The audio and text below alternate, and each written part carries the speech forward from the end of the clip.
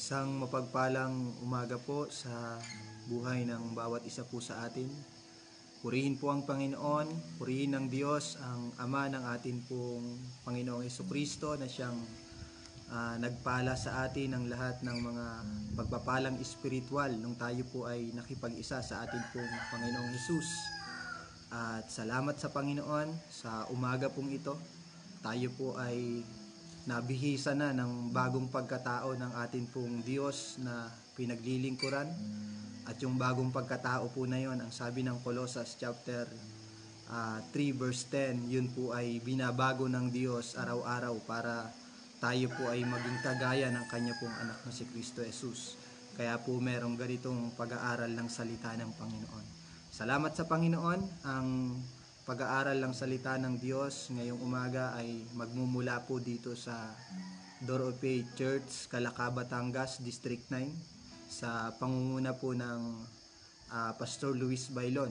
At sa Diyos po ang lahat ng papuri. Karangalan po sa amin na magamit ng Panginoon ngayong umaga para ang bawat isa po sa atin ay patuloy na makarinig po ng mga aral at katwiran ng atin pong Panginoong Hesukristo. Pero bago po yon, sige nga po, ngayong umaga tayo po ay, bagamat tayo po ay hiwa-hiwalay, sama-sama po muna nating papurihan at pasalamatan ng Panginoon. Hallelujah, hallelujah. Praise God, hallelujah. Salamat sa inyo, Panginoon. Hallelujah. Purihin ang inyo pong dakila at makapangyarihang pangalan. Salamat sa inyo, O Diyos. Hallelujah. Salamat, Panginoon. Patuloy po kaming nagpupuri. Hallelujah. Dahil kinahabagan nyo po kami, Panginoon. Inibig nyo po kami, O Diyos, sa kabila ng kami po ay hindi karapat-dapat, Panginoon. Maraming salamat po sa inyo pong biyaya, O Diyos. Hallelujah. Salamat, Panginoon. Purihin kayo, O Diyos. Salamat, Panginoon, sa umaga pong ito, aming Ama. Hallelujah. Purihin ka, O Diyos. Maraming salamat, Panginoon. Salamat, O Diyos, sa inyo pong kapangyarihan na kumikilos sa amin, Panginoon, sa mga dakilang bagay na ginagawa po ninyo, Panginoon, sa buhay ng bawat isa po sa amin, O Diyos. Salamat, Panginoon. Hallelujah. Sige po, sama-sama nating purihin ang Panginoon sa pamamagitan ng pagbibigay ng awit na papuri para sa Diyos. Tayo pong lahat ay umawit sa Panginoon. Magtiwala sa Diyos ng buong puso.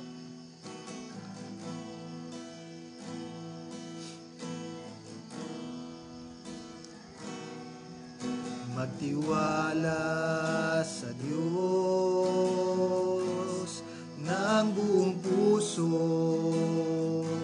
mararanasan ang kanyang mga pangako. Huwag mangamba at mag-alinlangan, tagumpay ay iyong makakamtan. Minsan pa, magtiwala sa Diyos ng buong puso. Hallelujah. Ng buong puso, mararanasan natin ang pangako ng Panginoon, ang kanyang mga pangako. Huwag mangamba at mag-alinlangan, tagumpay ay iyong makakamtan. Ako'y sasamba, ako'y sasamba at magpupuri sa Diyos na dakila at hari. Itataas ang pangalan niya, ang Diyos na dakila. Tinig niya ipakinggan. Tinig niya ipakinggan at panghawakan. Salita niya'y hindi bibigo. Huwag matakot saan mang digmaan, tagumpay ay ating makakamtan. Hallelujah. Salamatan natin ang Panginoon. Ako'y sasamba at magpupuri sa Diyos. Ako'y sasamba sasamba at magpupuri sa Diyos na dakila at hari. Itataas ang pangalan niya, ang Diyos na dakila. Minsan pa ako'y sasamba, hallelujah, samba at magpupuri sa Diyos na dakila at hari. Itataas ang pangalan niya, ang Diyos na dakila. Sa uling pagkakataon po, ako'y sasamba at magpupuri sa Diyos na dakila at hari. Itataas ang pangalan niya, ang Diyos na dakila. Itataas ang pangalan niya, itataas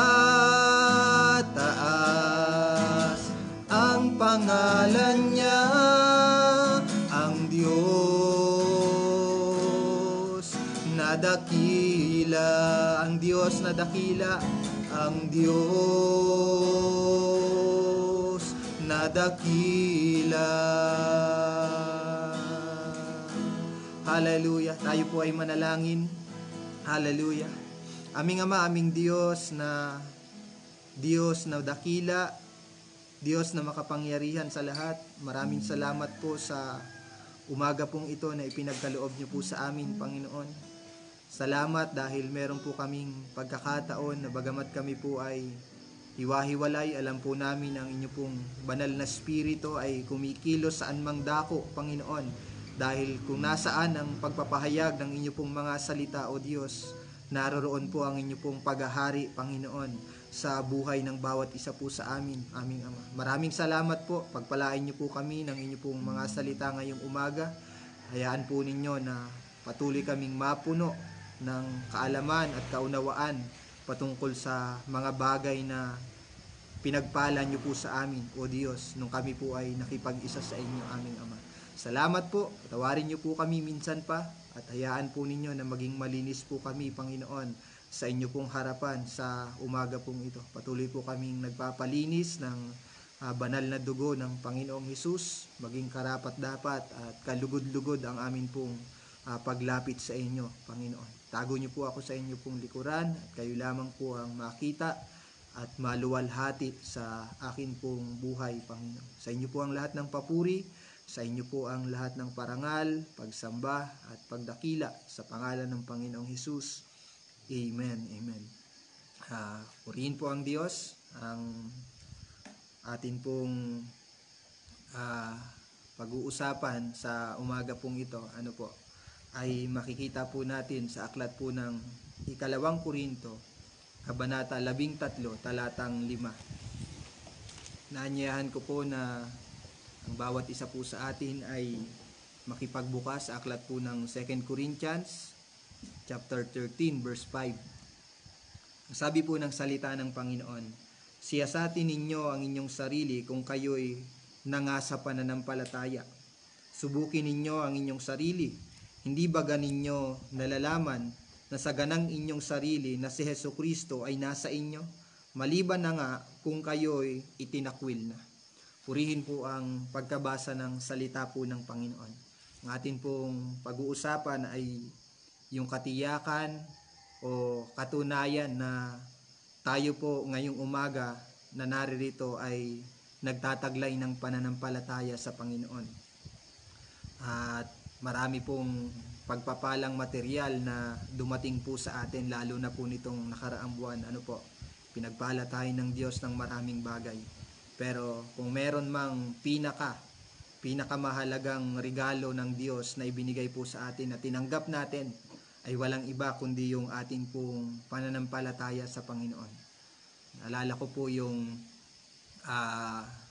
sinabi ng amin pong Pastor Luis, kung meron mang nakikitang kayamanan ang kaaway na gusto niya pong nakawin at mawala sa atin, ay walang iba kundi yung ating pong pananampalataya sa Panginoon. Bakit po? Dahil pagka sinabing pananampalataya, ito lang po yung natatanging paraan ng Diyos para alisin po tayo sa plano ng kaaway na tayo po ay maisama niya dun sa walang hanggang kapahamakan at kaparusahan dun sa impyerno. Kaya ngayong umaga, siyasatin po natin yung atin pong mga sarili kung talagang meron tayong pananampalataya sa Panginoon. Ang sabi po dun sa atin pong binasa ay suriin. Siyasatin yung atin pong mga puso, siyasatin natin yung ating sarili. Bakit tayo naririto ngayong umaga? Tayo ba ay lumalapit sa Diyos dahil meron tayong pananampalataya o meron lang tayong gustong makuha sa Panginoon? Siyasatin, examine yourself. Search ourselves. Lagi nating pakatiyakin na nagtataglay talaga tayo ng totoong pananampalataya sa Panginoon. Bakit po? Dahil ang pagkakaroon ng katiyakan at tunay na pananampalataya ay kasiguraduhan na tayo po ay magkakamit ng kaligtasan at buhay na walang hanggan sa piling po ng atin pong Panginoon. Ang sabi po dyan, subukin ninyo ang inyong sarili. Ibig sabihin, pag sinabing suriin natin, kinakailangan hanggat maaari, ilagay po natin yung atin pong mga sarili sa isang sitwasyon na hindi pumapabor sa atin hanggang sa matiyak po natin na talagang tunay yung atin pong pananampalataya sa Diyos. Na talagang tayo ay naglilingkod sa Panginoon dahil nagtitiwala po tayo sa Kanya. Amen po. Huwag nating kalilimutan, baka nakalimutan na nga po natin na hindi tayo karapat-dapat magmana ng buhay na walang hanggan. Hindi tayo karapat-dapat pag-alayan ng buhay ng ating pong Panginoong Hesukristo sapagkat tayong lahat po ay nagkasala. Sino man sa atin ay walang nakaabot sa kaluwalhatian ng ating pong Panginoong Hesukristo. Anumang gawang mabuti ay hindi sasapat dun sa pamantayan ng Diyos na inilagay para tayo po ay ariing ganap at matuwid sa harapan po ng Panginoon. Walang matuwid sa atin, wala kahit isa. At ang kabayaran ng lahat ng atin pong mga kasalanan, alam po nating lahat yan ay ang kamatayan. Hindi nagtatapos sa kamatayang pisikal dahil meron pong tinatawag na ikalawang kamatayan na yung atin pong kaluluwa ay itatapon doon sa dagat-dagatang apoy at pahihirapan doon araw at gabi magpakailan-kailan pa man. At sino yung mga itatapon doon? Meron pong binabanggit sa Revelation chapter 21. Ang sabi po dito, basahin po natin sa verse 8. Pero nakakatakot ang sasapitin ng mga duwag, ibig sabihin yung mga walang hindi nagpasya na ipaglaban yung kalooban ng Diyos. Sabi pa dito, mga ayaw sumampalataya sa akin, marurumi ang gawain, mga mamamatay tao, mga immoral, mga mangkukulam, mga sumasamba sa mga Diyos-Diyosan, at lahat ng sinungaling, itatapon sila sa nagliliyab na lawang apoy at asupre na siyang ikalawang kamatayan. So, nakakatakot mga kapatid ang sasapitin ng bawat isa po sa atin. Kung ngayong umaga, ay hindi po natin matiyak na tayo po ay merong pananampalataya sa Panginoon. Itatapon po tayo sa dagat-dagatang apoy at asupre. At nakakatakot po yung lugar po na yon. Bakit po? Dahil ang makakasama po natin ay walang iba kundi si Satanas at yung kanya pong mga kampon. Yung mga dumaya po sa bawat isa po sa atin. Araw at gabi, tayo po ay parurusahan dun sa lugar po na yon. Pero purihin nga po ang Panginoon. Maraming salamat sa Diyos. Bakit po? Dahil meron na tayong mabuting balita na tumawag po sa atin. Ano po yung mabuting balita?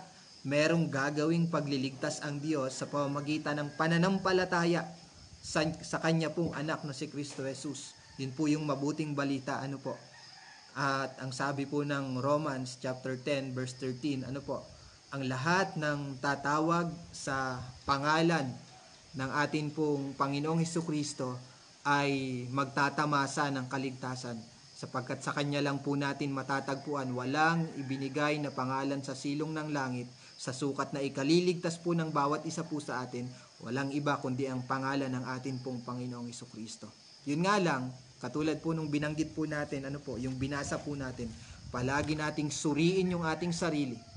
Katulad ng sinabi ko po sa inyo, hanggat maaari, ilagay natin yung atin pong mga sarili sa sitwasyon na hindi papabor sa atin. Matiyak lang po natin na talagang tayo po ay nagtataglay ng pananampalataya sa Panginoon. Paano natin matitiyak ang bagay po na ito? Kasi alam naman po natin, pag sinabing bansang Pilipinas, ito po ay kilala bilang Christian nation. Nitong kamakailan lang po ay January 9, ay maraming nagdaos nung tinatawag ng piyesta ng itim na Nazareno. At kung tatanungin natin yung mga tao po na yon, yung mga naglaan ng oras para dun sa tradisyon po na yon, kung tatanungin po natin sila kung meron silang pananampalataya sa Diyos, hindi po sila sasagot ng wala silang pananampalataya. Pero katulad ng sinabi po ni Apostol Pablo kay Timoteo, pinapakita nila na sila ay makadiyos, pero yung kapangyarihan naman ito sa buhay po nila ay hindi po nakikita. Kaya mas mabuting tayo mismo, siyasatin natin yung atin pong mga sarili kung talagang tayo po ay nagtataglay ng pananampalataya sa Panginoon. Ang una ko pong nakikita, para tayo po ay makatiyak na tayo po ay merong pananampalataya sa Panginoon, yung salitang priority. The word priority.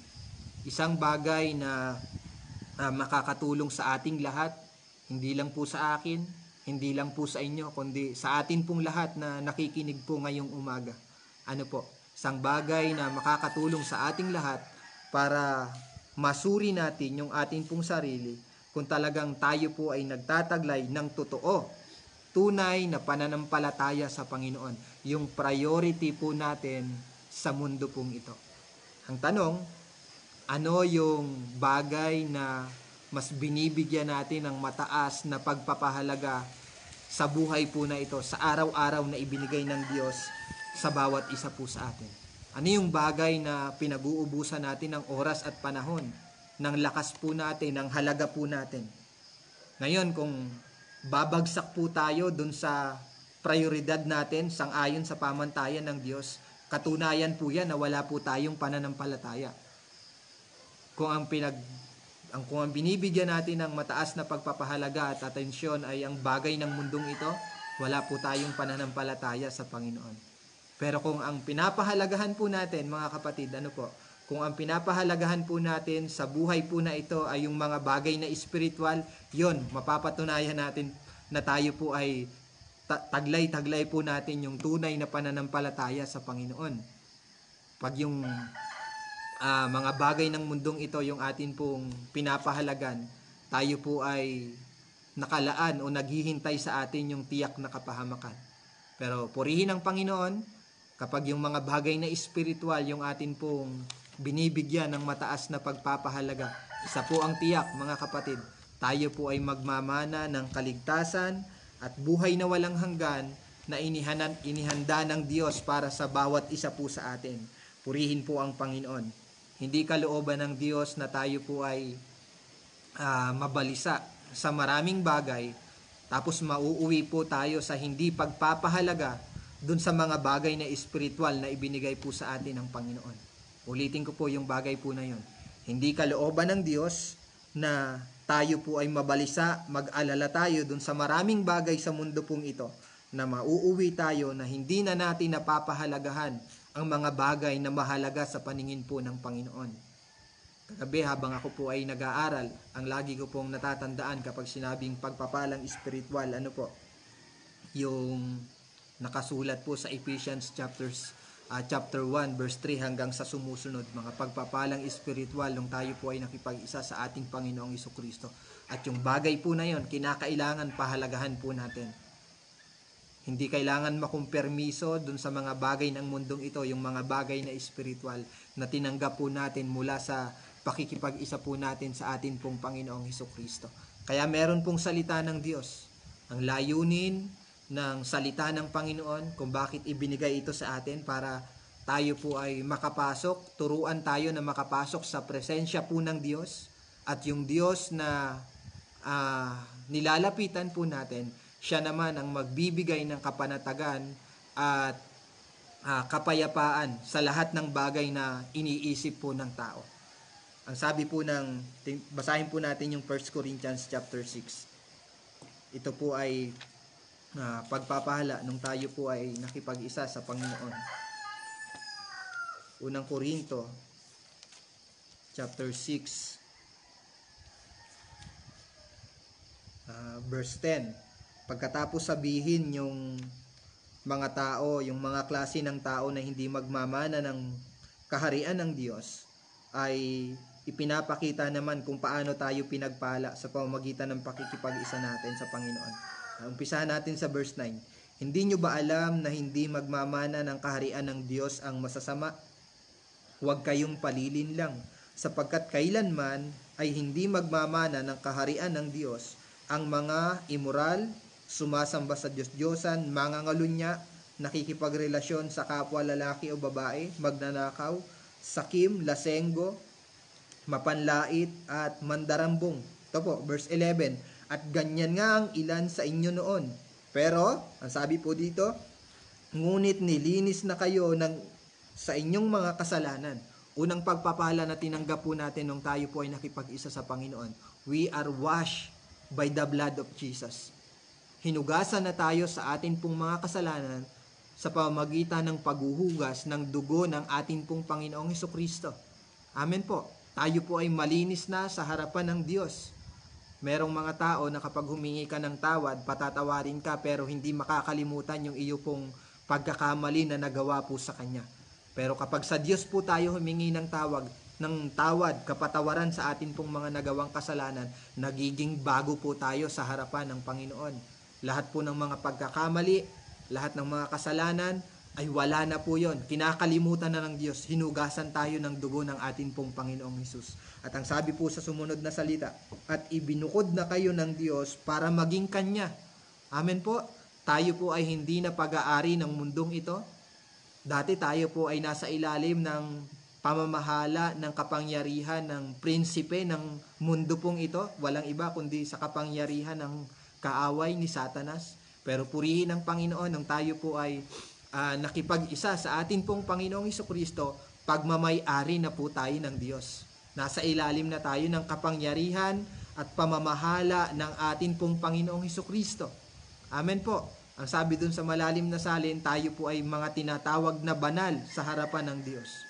At ang sumunod na salita po dyan, itinuring na kayong matuwid dahil sa Panginoong Hesukristo at sa Espiritu ng ating Diyos.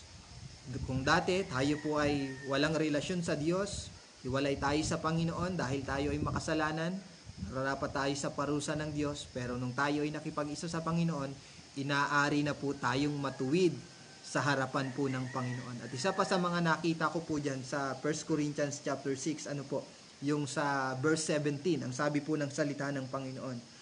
At kung nakipag-isa na tayo sa Panginoong Hesukristo, kaisa na tayo sa Espiritu. Amen po. Kung tayo po ay merong ginawang pagpapasya sa tulong ng Panginoon na tayo po ay makipag-isa sa Panginoong Hesukristo, kung ano yung Espiritu na meron po siya, ayun din po yung Espiritu na kumikilos sa atin sa araw-araw ng buhay po natin. Amen po. Iisa na yung Espiritu na meron po tayo. Kung ano yung Espiritu ng Panginoong Hesukristo na nasa sa Kanya, na kumikilos sa Kanya nung siya po ay nagkatawang tao, yun din po yung Espiritu na kumikilos po sa atin. Amen po. Kaya hindi tayo mahihirapan na sumunod sa kalooban ng Panginoon kung tayo po ay nakaranas ng pakikipag-isa sa atin pong Panginoong Hesukristo. Kaya purihin ang Diyos. Paano natin masasabi na hindi po natin, na pinapahalagahan po natin yung mga bagay po na yan? Hindi po natin yan dapat kinukumpormiso doon sa mga bagay ng mundo pong ito. Dapat hindi tayo nag-iisip ng mga bagay ng mundong ito na nauuwi tayo sa hindi pagpapahalaga doon sa mga bagay po na yan. Huwag na tayong mag-isip o huwag na tayong mabalisa doon sa kung anuman yung mga material na bagay na iniisip ng mundong ito. Ang mahalaga po sa atin, inuuna natin yung kaharian ng Diyos. Inuuna natin yung pagsunod sa kalooban at mga kautusan ng ating pong Panginoong Hesukristo. Ang sabi po ng Mateo, basahin po natin yung talata pong ito sa aklat po ng Matthew chapter 6. Aklat ng Mateo, chapter 6, verse 31. Basahin po natin hanggang verse 33. Ang sabi po ng salita po ng Panginoon, kaya huwag kayong mag-alala kung ano ang inyong kakainin. Yan po yung mga pinag-aalala ng mga taong hindi kumikilala sa Diyos. Kung ano ang inyong kakainin, kung ano ang inyong iinumin o susuotin. 32. Ang mga bagay na ito ang pinapahalagahan ng mga taong hindi kumikilala sa Diyos. At ang sumunod po, ngunit alam ng inyong Ama na nasa langit na kailangan ninyo ang mga bagay na ito. Bakit mo ipag-aalala yung mga bagay na pinapahalagahan ng mga taong hindi kumikilala sa Diyos kung alam naman ng Panginoon yung pangangailangan po natin? Ang totoo, ang kailangan lang po natin gawin ay hingin po natin yung mga bagay po na yon. Hingin lang natin at pagtiwalaan natin na ibibigay po ng Diyos. Ang kailangan lang natin gawin na talagang pinakamahalaga sa atin, ay nandun sa verse 33, na ang sabi po dyan, kaya unahin ninyo ang mapabilang sa kaharian ng Diyos at ang pagsunod sa kanyang kalooban at ibibigay niya ang lahat ng pangangailangan po ninyo, ng pangangailangan ng bawat isa po sa atin. Wag nating ang totoo niyan, dapat hindi na po natin tinitingnan yung kung ano man yung ay bibigay ng Panginoon na pangangailangan po natin Kapag naunawaan natin yung bigat ng kasalanan, yung pwedeng maidulot sa atin ng kasalanan, mas pahalagahan po natin na mapabilang tayo sa kaharian ng Diyos at ang pagsunod sa kalooban po ng Panginoon. Kaya paalala po sa atin ngayong mga umaga, mga kapatid, know your priorities. Alamin po natin kung ano talaga yung dapat po nating bigyan ng mataas na pagpapahalaga. Alamin po natin kung ano yung dapat na inuubusan natin ng oras, ng panahon po natin, ng halaga na meron po tayo, ng buhay na meron po tayo. Saan natin dapat inilalagak ng mahabang panahon yung buhay na ipinagkaloob sa atin ng Diyos. Huwag tayong maging tamad. Huwag tayong mawala ng panahon at oras dun sa mga bagay na ipinagkatiwala po sa atin ng Panginoon. Know your priorities, mga kapatid. At pangalawang bagay na makakatulong po sa atin, para masabi po natin na tayo po ay merong pananampalataya sa Panginoon, tunay na pananampalataya sa Diyos, yung salitang prinsipyo ng bawat isa po sa atin. Saan nanggagaling o ano yung katwiran at kaisipan na meron po tayo na pinapahalagahan at pinaninindigan po natin, na ipinaglalaban pa po natin. Ano yung kaisipan po na yon? Ano yung katwiran po na yon?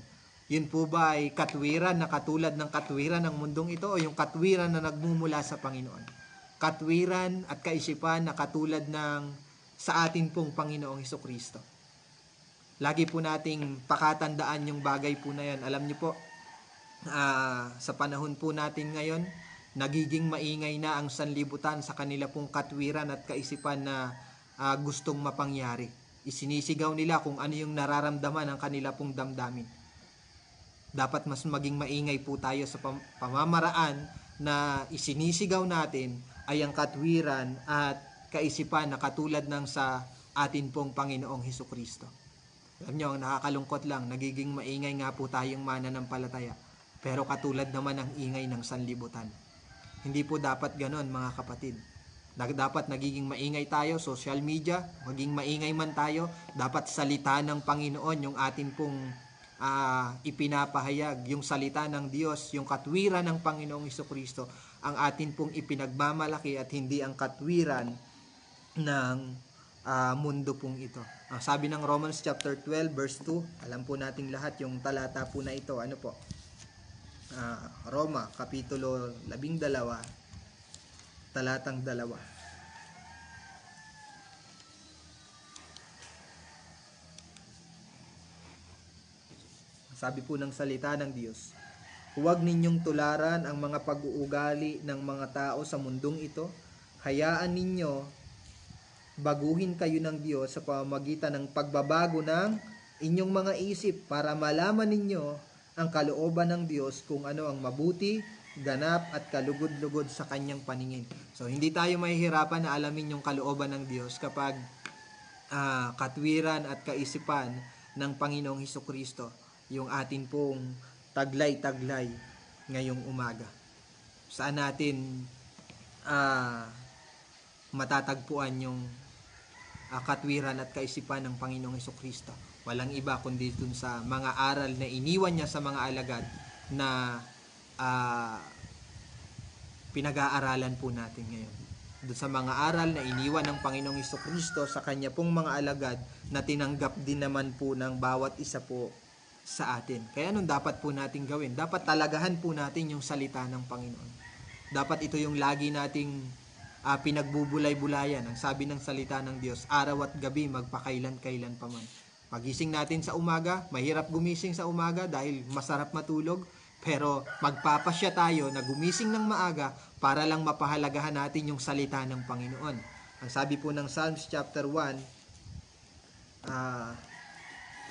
sa aklat ng Salmo, Kabanata 1, talatang 1 hanggang 2, ang sabi po, mapalad ang taong hindi namumuhay ayon sa payo ng masasama o sumusunod sa mali nilang halimbawa at hindi nakikisama sa mga taong nangungutya. Verse 2, sa halip ay nagagalak siyang sumunod sa mga aral na mula sa Panginoon. Sa araw-gabi, ito ay kanyang pinagbubulay-bulayan. Amen po. Ang kagalakan, ang kasiyahan ng mga taong hindi na nakikiayon sa takbo ng sanlibutang ito ay walang iba kundi yung salita po ng Panginoon. Tayo po ay nagbibigay ng mataas na pagpapahalaga sa salita po ng Diyos. Kasiyahan natin araw at gabi. Binubulay-bulay natin ito araw at gabi. Kapag sinabi pong pagbulay-bulay, hindi lang po basta nagbasa tayo ng isang talata sa Biblia o mahabang chapter sa Biblia. Kapag sinabi pong pagbulay-bulayan, kinakailangan meron tayong natutunan. Meron tayong bagay na naunawaan dun sa binasa po natin na salita po ng Diyos. Ano po? Kaya purihin ang Panginoon, maging si Apostol Pablo, ang sabi po niya kay Timoteo sa 1 Timothy chapter 4 verse 13. Sabi po ng salita ng Diyos, 1 Timothy chapter 4 verse 13, habang wala pa ako riyan, gamitin mo ang panahon mo sa pagbabasa ng kasulatan sa mga tao, sa pangangaral at pagtuturo. Huwag mong pababayaan ng kaloob sa iyo ng banal na spirito ayon sa inihayag ng mga namumuno sa iglesia nang ipatong nila ang kamay nila sa inyo. Gawin mo ang mga tungkuling ito at lubos mong italaga. Amen po, italaga ang sarili mo sa mga ito para makita ng lahat ang paglago mo. 16. Maging maingat ka sa pamumuhay at pagtuturo mo. Patuloy mong gawin ang mga bagay na ito para maligtas ka at ang mga nakikinig sa iyo. Kapag itinatalaga po natin yung atin pong sarili sa salita ng Diyos, naliligtas po yung sarili natin sa tiyak na kapahamakan at nagliligtas pa tayo ng marami pang mga kaluluwa. Amen po. Dahil yung kaunawaan at kaalaman patungkol sa salita ng Diyos, magdadala po yan sa atin sa isang pagpapasya na kung saan abutin naman natin yung mga taong hindi pa nakakakilala sa Panginoon. At bilang panghuli na lang po, katiyakan na tayo po ay nananampalataya sa Panginoon, iniibig po natin ang Diyos. Ang nagsasabi na siya po ay may pananampalataya sa Panginoon, nakikitaan po siya ng pag-ibig, hindi sa mga bagay ng mundong ito, hindi sa sanlibutan pong ito, kundi iniibig natin ang Diyos na siyang naunang umibig sa bawat isa po sa atin. Naalala ko po nung matagal na pong nangyari po ang bagay po na ito. Meron po akong pinost sa social media, sa Facebook. Ang sabi ko po doon, Maranatha, dumating kang mabilis, Panginoon, malapit nang dumating ang Diyos. At merong nagsabi sa akin, wag munang dumating ang Panginoon. At naisip ko na lang po kung bakit niya ayaw pang bumalik ang Panginoong Hesukristo. Kasi mahal pa niya ang mundong ito. Ayaw pa niyang iwan ang sanlibutan pong ito. Kaya nasabi niya na wag munang dumating ang Panginoon. Ano po? At hindi tayo taga rito. Ano po? At ang magdadala sa atin sa tiyak na maayos na kalalagayan ay ang pananampalataya po natin at ang pag-ibig natin hindi sa mundong ito. Ang sabi ng James chapter 4 verse 4, kung ang iniibig natin ay ang mundo pong ito, ginagawa nating kaaway ang Diyos. At kapag kaaway natin ang Diyos, yun na po yung nakakatakot na kalalagayan. Wala po tayong laban sa Diyos dahil siya lang po yung lumikha sa atin. Nilikha lang po tayo ng Panginoon.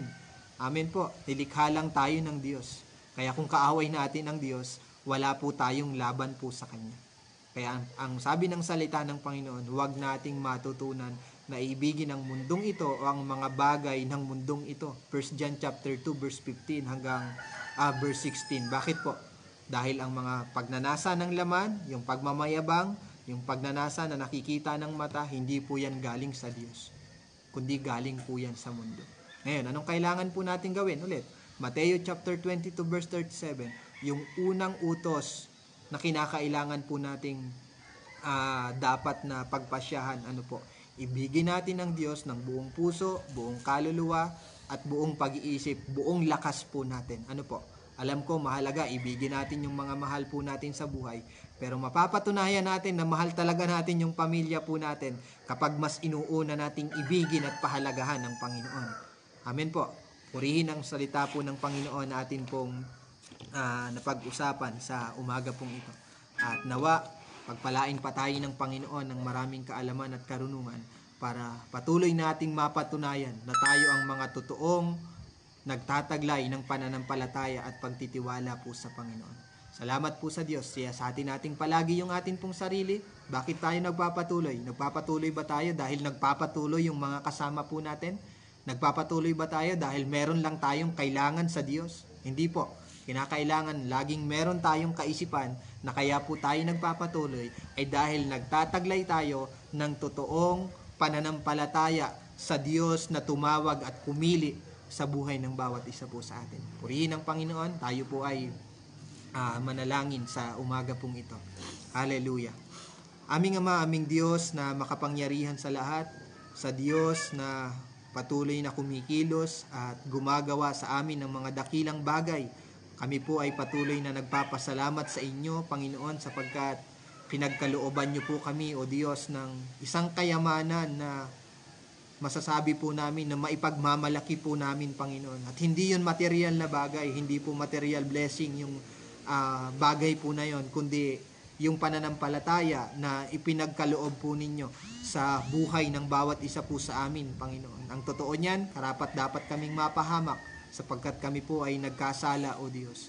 Pero salamat, Panginoon, dahil may ginawa kang pagliligtas sa buhay ng bawat isa po sa amin. At yun po ay sa pamamagitan ng pananampalataya sa inyo pong kaisa-isang anak na walang iba kundi sa amin pong Panginoong Hesukristo. Salamat, Panginoon. Purihin kayo at dakilain. Patuloy po kaming nag-aalay ng panalangin sa kasalukuyang ginaganap na Pastor and Worker Conference, Panginoon, sa lugar po ng Rasak, O Diyos. Sa lahat ng mga lingkod po ninyo na naroroon, Panginoon, na nakiisa sa pagtitipon po na yun, Panginoon. Umaasa po kami ng patuloy na pagkilos at patuloy na mga dakilang bagay na gagawin po ninyo, Panginoon, sa kanila pong mga buhay. Sa lahat ng gagamitin po ninyo, maging daluyan sila, O Diyos, ng kalakasan, Panginoon, ng patuloy na tibay at katatagan ng pananampalataya ng lahat ng mga lingkod po ninyo na naroroon, Panginoon.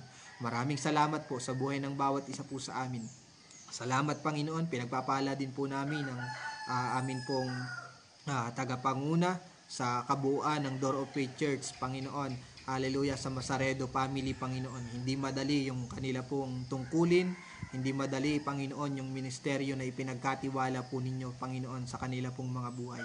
Kaya nag-aalay po kami ng panalangin na sa lahat ng sitwasyon, sa lahat po ng pagkakataon, Panginoon, pagpalain po ninyo yung kanila pong mga buhay at maranasan po nila, Panginoon, yung tulong na nagmumula po sa inyo, aming Ama. Maraming salamat po. Pinagpapala ko po minsan pa ang amin pong tagapanguna sa lugar po na ito, Pastor Luis Bailon, Panginoon. At sa lahat, Panginoon, ng mga district supervisor na itinalaga po ninyo para sa paglilingkod po sa inyo at para mamahala ng marami pang mga kaluluwa, Panginoon. Salamat sa buhay ng bawat isa po sa amin, sa lahat ng sumusubaybay, Panginoon, sa programa pong ito, pag-aaral ng inyo pong mga salita tuwing umaga. Dalangin po namin, Panginoon, na sa araw-araw ng amin pong buhay, maipakita namin na merong iisang Diyos na kumikilos at nasa sa amin pong mga puso, nasa sa amin pong kaloob-looban, Panginoon. Meron kaming kakayanan na siyasatin yung amin pong mga sarili sapagkat si Kristo ay nasa amin pong mga sarili, Panginoon. Nasa amin pong kaloob-looban, O Diyos. Purihin po kayo't dakilain. Sa inyo po ang mataas na parangal. Sa inyo po ang mataas na papuri, pagsamba at pagdakila. Sa pangalan ng Ama, ng Anak at ng Banal na Espiritu, ang lahat po ng anak ng Diyos ay magsabi po ng Amen.